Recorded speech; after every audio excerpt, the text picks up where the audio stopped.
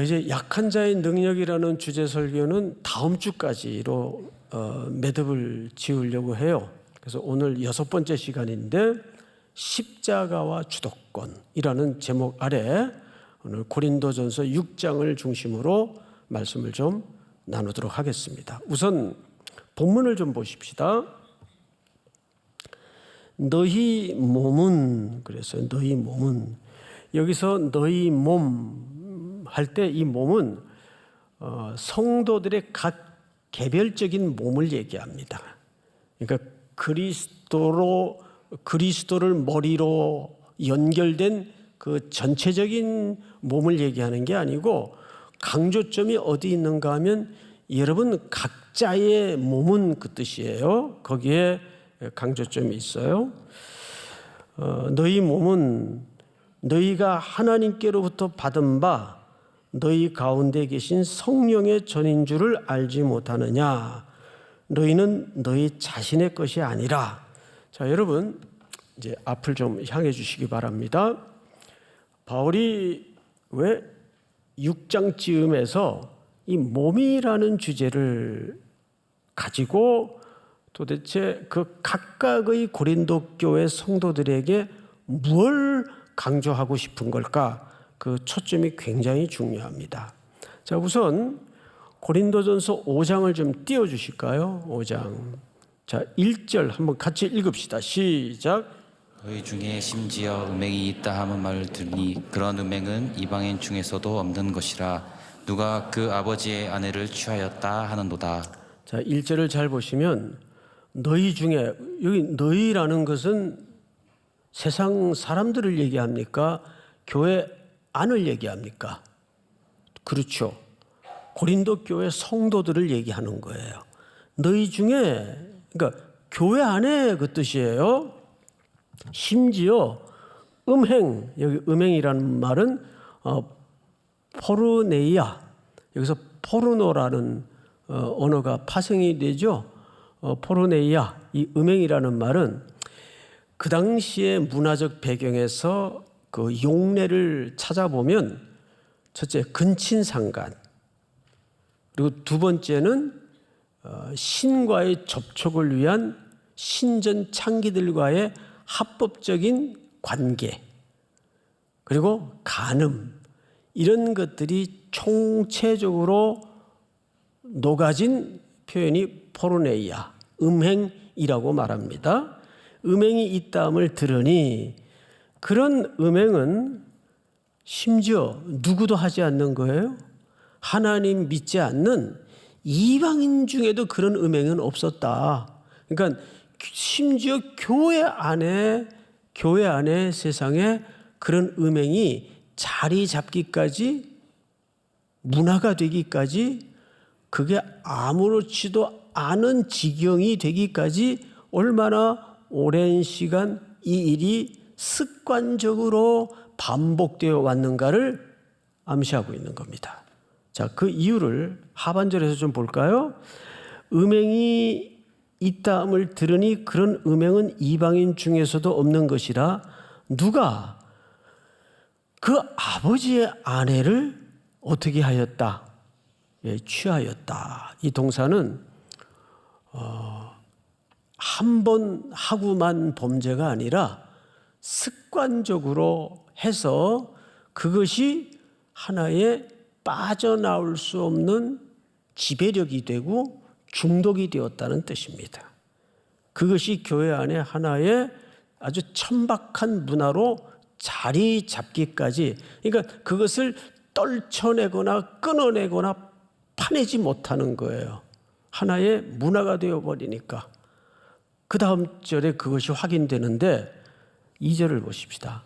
그리하고도 너희가 오히려 뭐해져서, 교만하여져서 어찌하여 통한이 여기지 아니하고 그 일 행한 자를 너희 중에서 쫓아내지 아니하였느냐. 여기 이제 학자들은 이런 얘기를 해요. 물론 학자들의 해석입니다만은 우리가 참고해 볼 만한 합리적 이유가 있습니다. 아마도 그런 범죄를 지속 반복적으로 천착되기까지 행했는데도 그 사람을, 그 행한 자를 제거하지 못했을 때에는 이 죄가 리더십 가운데 벌어진 죄일 가능성이 많다. 이렇게까지 학자들은 봅니다. 자, 그러면 한 단계로 조금 더 넘어가서 이것이 어떻게 문화로 자리 잡았는가를 보죠. 자, 6장 12절을 띄워주세요. 모든 것이 내게 가하나 다 유익한 것이 아니요 모든 것이 내게 가하나 내가 무엇에든지 얽매이지 아니하리라. 자, 여러분 이 본문 아주 중요합니다. 여기에서 반복되어 기록된 똑같은 문장이 하나 있어요. 뭐죠? 그렇죠. 모든 것이 가하다라는 주장입니다. 이 말은 사도 바울의 얘기가 아니라 당시 고린도 교회에 누구나 알고 있던 슬로건이에요. 구호입니다. 큰 익숙한 명제였어요. 여러분 이 슬로건은 하나 만들면 우리가 아주 명징하게 싹 머릿속에 들어오는 장점이 있지만 그것을 자꾸 오랫동안 지속 반복해서 일관되게 듣고 외우고 주장하고 강조하다 보면 그 슬로건 자체가 우리를 어떻게 합니까? 우리를 지배해요. 그거 보통 우리가 쇠뇌 당한다 그러죠. 이거 제일 잘하는 집단이 저 북쪽입니다. 그쪽에 이제 그 구글링 한번 해보세요. 나라 전체가 슬로건이에요. 당이 결정하면 우리는 총폭탄이 되어 뭐 이런 거 아주 살벌한 문구들이 도시를 빼곡히 그것도 우습게 여기지 말라고 진지한 궁서체로 이렇게 다 적혀 있어요. 근데 섬뜩한 구호들이 굉장히 많아요. 당이 결정하면 우리는 총폭탄이 되어 돌진한다. 뭐 이런 표현들이죠. 그와 같이 우리도 이제 특세 앞두고 슬로건을 꼭 만들지 않습니까? 이번 슬로건은 창세기 49장 22절 샘 곁에 신기한 가지. 어딜 넘었다고 되어 있죠? 담을 넘었다. 그래서 그 의미들에 대해서 그래서 이런 슬로건 하나 만드는 것이 철학을 담아야 되고 모든 공동체가 주목해서 따라야 될 명제가 되다 보니까 이거 하나 만드는 거 굉장히 중요하고 조심스럽게 아주 정확하게 만들어야 됩니다. 그런데 고린도 교회 안에 슬로건이 있었어요. 그 슬로건이 뭐냐면 모든 것이 가하다. 이 말을 오늘 현대적 의미로 좀 풀어서 다시 생각을 하면 우리는 모든 것으로부터 이제 자유한다 그 뜻이에요. 근데 이 모든 것으로부터 예수 그리스도의 피로 구속함을 받은 공동체이니까 이 말이 전혀 틀린 말은 아니에요. 표면적으로는 맞는데 이것이 잘못 해석이 되어졌습니다. 이 잘못 해석이 어떻게 경로를 뚫고 교회 안에까지 들어왔는가 하면 그 당시 고린도라는 도시는 항구 도시이다 보니까 일단 이게 많아요. 개도 수표를 물고 다닐 정도로 어쨌든 돈이 흘러 넘쳐요. 그러면 제가 항상 우리 청년들에게 말하는 게 있는데 시간 남고 돈 남으면 뭐밖에 할 게 없어요? 네, 죄밖에 질 게 없어요. 그러니까 가장 음란한 행위가 신전을 중심으로 벌어집니다. 신전 창녀들과 합법적으로 몸을 섞고 그들이 각자 섬기는 우상 숭배로까지 이 음행한 일들이 맞닿아집니다. 그리고 이 항구 도시는 많은 문물이 오고 가는 위치이다 보니까 이 도시 사람들은 신지식을 굉장히 사모하고 숭상했습니다. 경제적으로 부유하죠. 우상 섬기는 도시로서 명성이 자자하죠. 그런데 어느 날 복음이 들어가고 그 복음이 자기들을 죄로부터 구속하고 모든 것으로부터 자유케 했다는 신학과 복음을 이해했어요. 근데 이런 세상의 조류가 사상들이 교회 안에 밀려 들어오면서 이 성경을 잘못 해석함으로써 그들이 만들어 가진 명제가 뭐냐면 우리는 모든 것으로부터 자유하다. 그래서 우리는 우상에 드린 제물도 먹을 수 있고 먹을 수 있죠. 우상은 아무것도 아니니까 그런 실질적인 신뢰서부터 모든 것으로부터 자유하다 해서 교회 안에서 방탕하고 음행을 저지르는 일을 아무렇지도 않게 받아들이기 시작했습니다. 그것도 지도층으로부터 시작된 거예요. 그러니까 교회가 얼마나 무질서해졌을까요?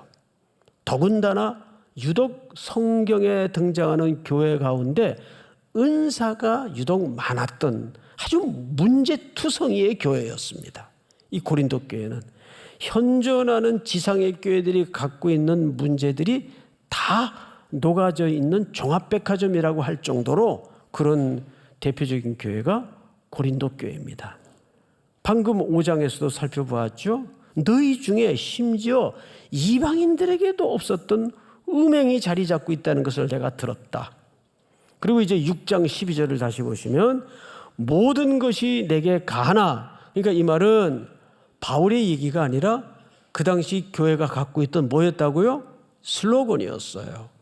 가하나 다 유익한 것이 아니요 모든 것이 내게 가하나 내가 무엇이든지 얽매이지 아니하리라. 이 얽매이지 않는다는 말이 굉장히 오늘 이해하는 데 제일 중요한 지점입니다. 얽매이지 않는다는 말은 무슨 뜻인가 하면 여러분들은 이제 나이상으로 그 드라마를 많이들 안 보셨을 나이인데 그건 좀 중장년층에서 많이 봤던 드라마인데 몇 년 전에 이 사회에 충격을 주었던 드라마가 하나 있었어요. 19금 드라마인데 TV 드라마예요. 부부의 세계라는 드라마가 있었습니다. 못 봤죠? 야심한 시간에 했던 드라마라 못 보셨을 가능성이 많아요. 거기에 아주 유명한 대사 불륜남이 자기 아내에게 대들면서 변명 겸 넋두리 겸 내뱉는 대사 한마디가 있어요. 아주 유명한 대사가 됐죠. 사랑하는 것도 죄야? 그랬어요. 사랑하는 것도 죄야. 이게 사실은 이 시대를 가장 정확하게 묘사한 정신사조예요. 이 모든 것이 가다 그 뜻이에요. 그런데 요즘 젊은이들 세계에서도 이런 풍조가 절대 기준이 성경으로 경영되고 운영되고 있는 공동체인 교회 안에서도 밀려 들어와요. 내 맘인데 왜 간섭해? 이제 이렇게 되는 거죠. 그래서 사도 바울이 하는 얘기가 뭐냐 하면 모든 것이 내게 가나 다 유익한 것이 아니요 모든 것이 내게 가나 내가 무엇에든지 얽매이지 아니라 하리라. 이 말은 무슨 뜻인가 하면 설명을 좀 하겠습니다. 모든 것이 가니까 이것도 하고 저것도 해요. 근데 하다 보면 할 수 있으니까 가하니까 할 수 있어요. 뭐 자유인데 뭐 신앙은. 그래서 술도 먹고 담배도 피워요. 그 외에 딴짓도 해요.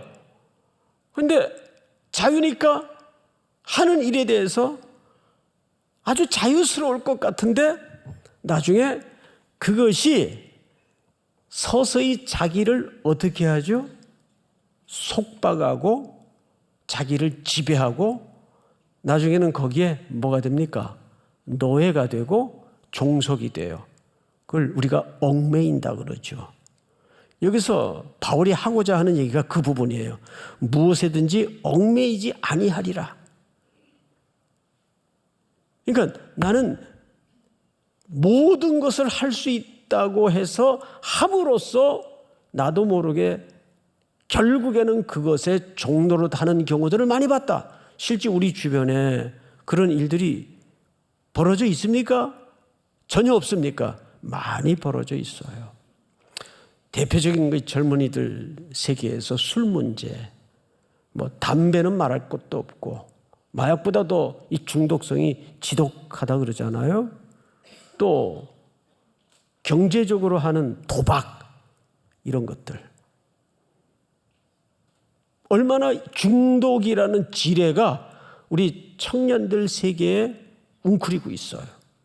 거기에 나중에는 뭐 내가 모든 걸 할 수 있으니까 나는 양심의 자유를 가지고 있어서 내가 이것도 할 수 있고 저것도 할 수 있으니까 표면적으로는 맞는다니까요. 그 말이 틀리지 않아요. 그러나 거기에 나중에는 내가 어떻게 돼요? 종속이 되고 노예가 돼요. 얽매이게 됩니다. 못 빠져나옵니다. 이것이 공중 권세 잡은 자의 달콤한 속삭임이에요. 자, 우리 다음 절을 한번 볼까요? 우리 전체 한번 같이 읽겠습니다. 시작. 음식은 배를 위하여 있고 배는 음식을 위하여 있으나 하나님은 이것저것을 다 패하시리라. 몸은 음란을 위하여 있지 않고 오직 주를 위하여 있으며 주는 몸을 위하여 계시느니라. 왜 갑자기 음행, 몸 얘기하다가 먹는 얘기가 갑자기 나올까? 이건 좀 문예적 그 이해가 필요합니다. 무슨 얘기냐면 우리도 뭔가를 일관된 주제를 가지고 이렇게 설명을 하다가 예를 들면 있잖아. 그러니까 여기서 음식 문제는 그 고린도 교회 안에 벌어진 음행의 문제를 더 실제적으로 구체적으로 설명하기 위해서 예를 든 비유입니다.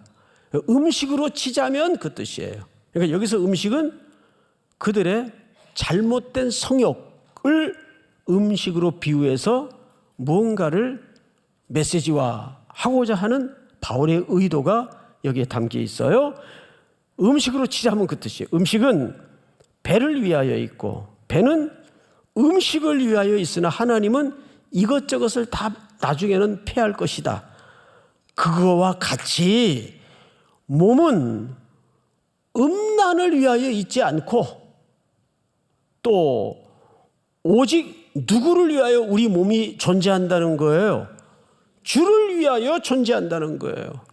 우리가 자유로우니까 음행의 몸을 내어주고 원래 몸의 존재 가치는 그런 몸의 욕구를 채우는 음행의 노예가 되도록 만들고 음행을 위하여 이 몸뚱아리가 존재하지 않는다는 거예요. 그런데 세상은 갖은 미디어를 통해서 더러운 내용들을 통해서 이 성적인 만족이 인간의 존엄을 지키는 것처럼 그걸 자꾸 속입니다. 예? 뭐 전문가라는 사람들 나와가지고 얘기하는 거 들어보면 말 같지도 않는 내용들을 버젓이 그 저녁 시간에 틀어놓고 좌담회니 뭐 성상담을 한다는 둥 하면서 네 얘기를 들어보면 TV를 더 이상 볼 수가 없을 정도로 우리 기독교 윤리하고는 전혀 안 맞는 얘기예요. 그런데 자꾸 시대를 그렇게 변호시킵니다. 그래서 마치 성적인 만족이 인간의 가장 숭고하고 존엄한 가치처럼 이렇게 미디어를 통해서 세상의 설명들을 통해서 세상의 패턴들을 통해서 우리를 자꾸 속여요. 그래서 몸은 음란을 위하여 있지 않고 오직 누구를 위하여 있다? 주를 위하여 있다. 여러분 정신 차리셔야 돼요. 여러분들의 이 소중한 몸은 누구를 위하여 있다고요? 주님을 위하여 있는 거예요. 그러면 주님을 위하여 존재하면 누구를 만족시켜야 됩니까? 내 몸을 만족시켜야 됩니까? 주님을 만족시켜야 됩니까? 이게 물으나 마나 쌀로 밥 짓는 얘기지. 에? 다시 우리 몸은 존재 이유가 누구를 위하여 있는 거예요? 주님을 위하여 있는 거예요. 주님. 그리고 더 기가 막힌 얘기를 써놨는데, 주를 위하여 있으며 주는 누구를 위하여 계시느니라? 주님은 몸을 위하여 계신데 이 몸은 누구를 가리키는 거예요? 그렇게 썰렁할 줄 알았어요. 아니, 성경을 잘 보세요. 주는 누구를 위하여 계시느니라?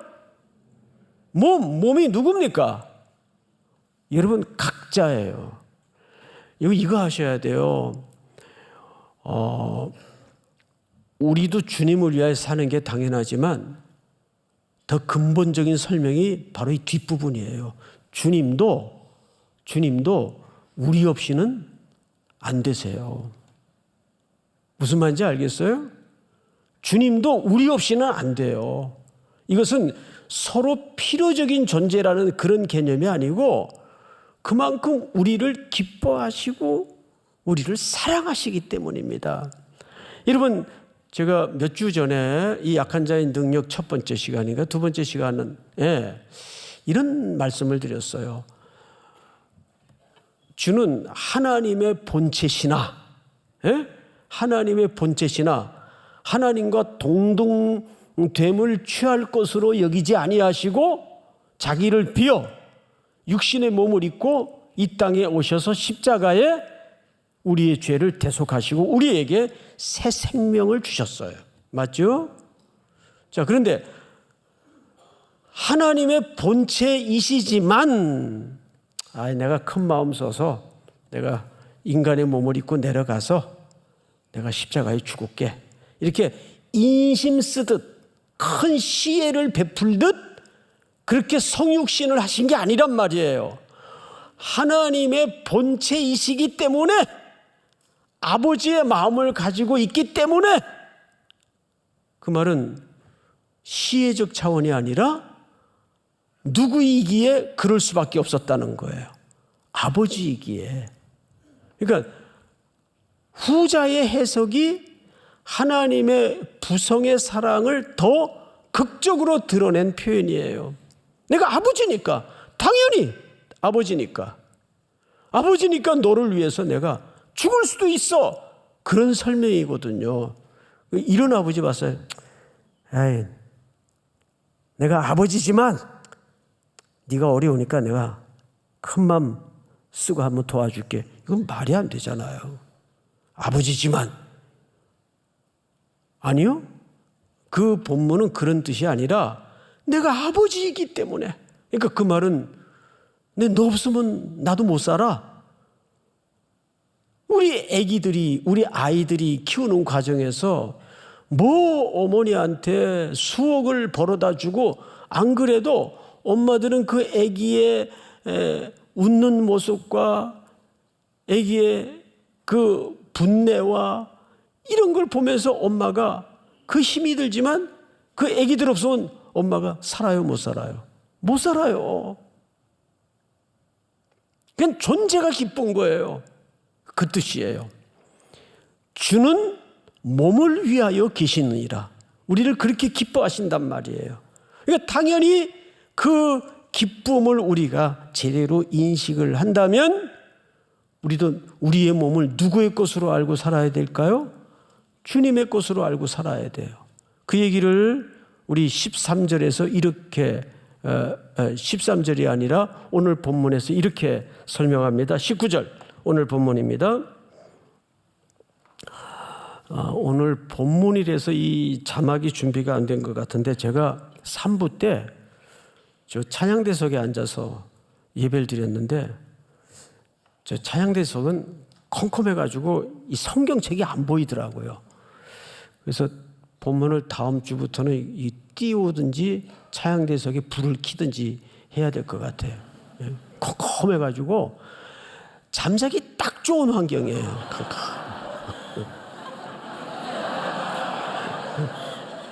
내 말이 틀리지 않죠? 옳지. 옳지. 자, 19절을 잘 보세요. 너희 몸은 너희가 하나님께로부터 받은 바 너희 가운데 계신 성령의 전인 줄 알지 못하느냐? 너희는 너희 자신의 것이 아니라. 자, 보세요. 여기 두 가지를 우리는 우리 몸을 누구로부터 받았어요? 그래서 우리 몸은 우리의 것이다, 아니다. 우리 몸은 내가 주인이 아니에요. 믿습니까? 주님의 것이란 말이에요. 자, 그래서 20절 전체가 다 같이 한번 읽겠습니다. 시작. 값으로 산 것이 되었으니 그런즉 너희 몸으로 하나님께 영광을 돌리라. 아멘. 너희 몸으로 하나님께 뭘 돌리라 그래요? 영광을 돌리라. 이게 굉장히 좀 막연하죠. 도대체 하나님께 영광을 돌린다는 말이 무슨 말일까? 그래서 오늘 이 부분을 결론으로 우리가 말씀을 좀 나누고 마치도록 하겠습니다.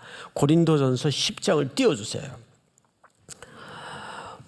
여기 또 나옵니다. 그 고린도 교회 성도들이 가지고 있었던 슬로건, 모든 것이 가하나 모든 것이 유익한 것은 아니요 또 모든 것이 가하나.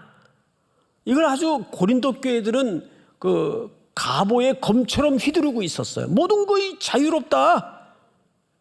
그러나 모든 것이 가하나, 여기서 바울이 새로운 정의로 방향을 틉니다. 모든 것이 덕을 세우는 것은 아니니. 우리 24절만 전체 같이 읽어볼까요? 시작. 누구든지 자기의 유익을 구하지 말고 남의 유익을 구하라. 방금 제가 뭐 때문에 이 본문을 띄워드렸는가 하면 도대체 우리 몸으로 하나님께 영광을 돌린다는 게 무슨 말일까? 오늘 이 본문이 해답입니다. 우리가 모든 것이 가하나, 이걸 사도 바울이 부정하지 않아요. 그럴 수 있다. 그러나 모든 것이 유익한 것은 아닌데 이 유익이 누구를 위한 유익이어야 된다고요? 24절에 보니까 남의 유익을 구하라. 남의 유익, 또 덕은 개인의 수양을 위한 가치입니까? 대인용이고 공동체에서 필요한 덕목입니까? 후자죠. 그러니까 결국 여기서 말하는 것은 어느 공동체를 염두에 둔 발언일까요? 교회 공동체를 염두에 둔 발언이에요. 이걸 아셔야 됩니다. 교회에서 이제 선교를 앞두면 뭐 준비할 일들이 많아요. 그리고 막 예민해지고 짜증날 일들도 많고 또 툴툴거릴 일들도 많고. 그런데 말이죠. 항상 공동체는 일과 결과가 우선적 가치가 되어서는 안 됩니다. 더디 가더라도 일이 좀 허술하게 되더라도 사람을 깨가면서 비난해 가면서까지 그 일을 할 필요는 없어요. 여러분 믿습니까? 그건 어디에도 마찬가지예요. 뭘 생각해 보면 정확한가 하면 가족을 보세요. 여러분 가족끼리 12월이 되면 앉아가지고 연말정산합니까? 넌 올해 수입이 왜 이거밖에 안 되냐? 너 작년에 둘째 정리하는 거 봤지? 금년에 너 정리되고 싶어? 이런 가족이 있어요? 야, 좀 적게 벌면 어떠냐? 아유, 수고했어. 아유, 얼마나 고생했니? 등 두드려주고 격려를 해주죠. 교회 공동체는 그 가치를 잃어버린다면 그건 정말 무슨 사회단체만도 못해지는 겁니다. 딱해지는 거죠. 여기에서 유익이라는 것은 누구의 유익? 남의 유익.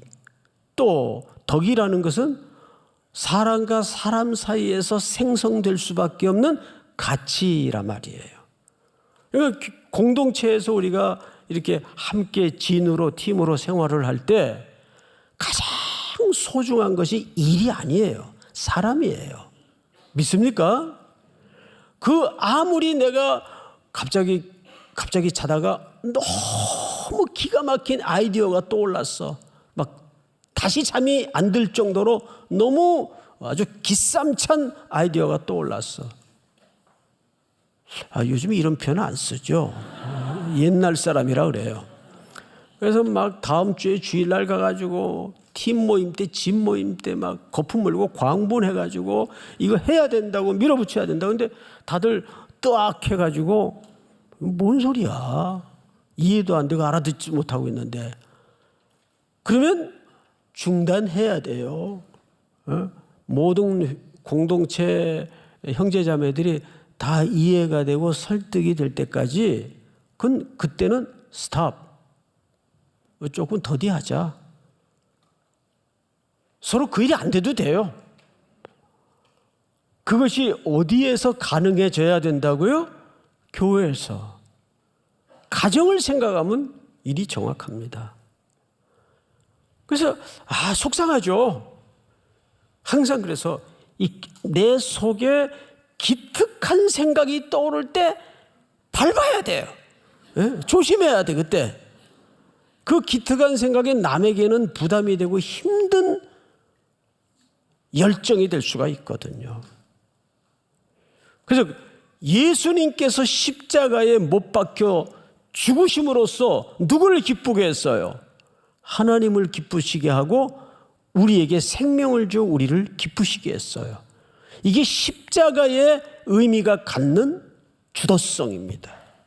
내가 유보하고 내가 누군가를 위해서 절제되고 내가 지는 자리로 내려갈 때 그게 십자가가 우리에게 던지는 주도성입니다. 믿습니까? 마지막 그 이야기를 좀 간단하게 하나 하고 마칠게요. 제가 사람 이야기는 사람이 다 부족하고 온전하지 못하기 때문에 혹 그 사람을 이렇게 높여놓고도 나중에 또 전혀 다른 얘기가 벌어지는 경우가 있기 때문에 사람 얘기는 잘 안 하는데 며칠 전에 며칠이 안 꽤 됐죠. 시간이 장례가 좀 며칠 전에 치루어졌는데 그 서울 아산병원의 주석중 그 선생님 아침에 자전거로 그 10분 거리 병원으로 출근을 하시다가 코너를 도는데 덤프트럭에 치여서 그냥 그대로 소천하셨어요. 50대 아주 젊은 의사분이죠. 근데 이분은 잘 지원이 안 된다는 그 흉부외과 그 의사입니다. 이분이 아주 독실한 크리스찬이에요. 주님의 교회 집사님이신데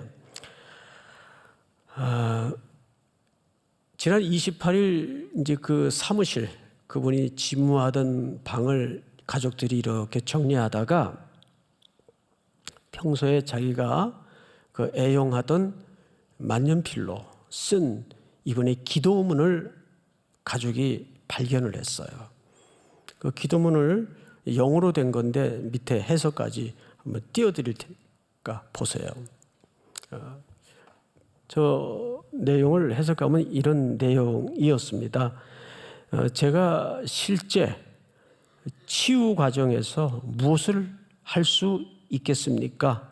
아무것도 없습니다. 모든 것은 하나님의 손에 있습니다. 그러니까 주님이 치유하셨다는 얘기겠죠.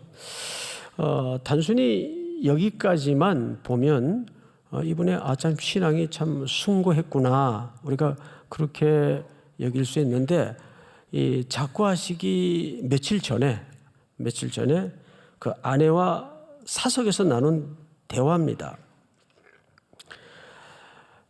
이런 대화를 아내와 나눴다 그래요.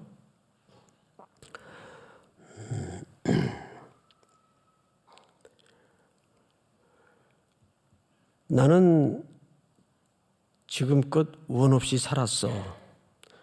수많은 환자를 수술해서 잘 됐고 여러 가지 새로운 수술 방법도 좋았고 하고 싶은 연구도 하고 쓰고 싶은 논문도 많이 썼어.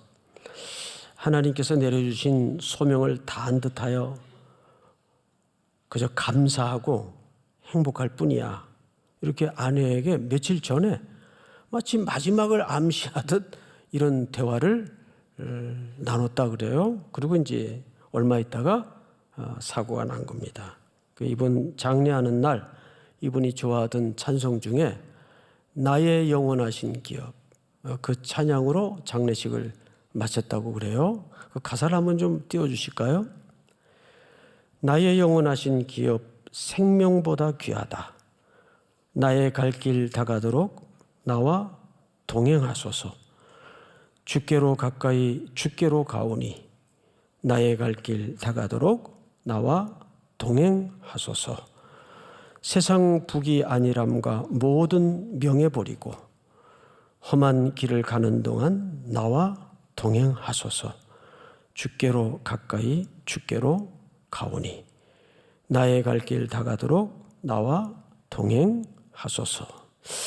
여러분 어떻습니까? 한 개인의 인생이지만 우리 평생의 시간과 재능과 우리의 몸을 우리가 누구를 위해, 누구의 소유이기에 누구를 위해 써야 될 것인가? 이것이 바로 우리 몸을 주님의 영광을 위해서 드리는 삶의 태도입니다. 뿐만 아니라 이번에 아프리카 남단에 가서 그 20, 30대 그 우리 교회 청년도 하나 만났어요. 선교사로 가 있는데 말라위도 아주 지독하게 못 사는 나라죠. 거기 가서 한 청년이 지금 단기 선교로 섬기고 있는데 모든 게 열악하고 모든 게 험하고 모든 게 핍절 상태에 있는 환경인데 그 기간을 또 연장해서 근무하고 또 연장해서 근무하고 거기에 그 아이들이 까만 구릿빛 피부 또 그 속에서 빛나는 그 아이들의 눈빛을 잊을 수가 없어서 떠나지 못하고 10년, 20년 이렇게 지내는 선교사님들도 있고 그래서 이걸 언제 그만둬야 되나 이 참혹한 땅을 언제 떠나야 되나 하면서 10년, 20년 하루하루를 오늘이 이 사역지에서의 마지막처럼 살아가는 선교사님들의 이야기를 들으면서 제가 오히려 큰 도전과 은혜를 누리고 왔습니다. 여러분 젊은 날 모두가 선교사를 나가라는 말이 아니고 모두가 의사로 살라는 말이 아니에요. 현재 그 삶의 현장에서 주어진 시간 여러분들에게 100을 맡겼던 하나를 맡겼던 양이 문제가 아니라 인생을 자꾸 계량화해서 평가하는 그런 세속의 잣대에 속지 말고 우리의 몸을 여러분들의 몸을 평생 하나님께 선하게 드릴 수 있는 큰 은혜와 복이 있기를 주의 이름으로 축복합니다. 다 일어나십시다. 우리 나의 영원하신 기업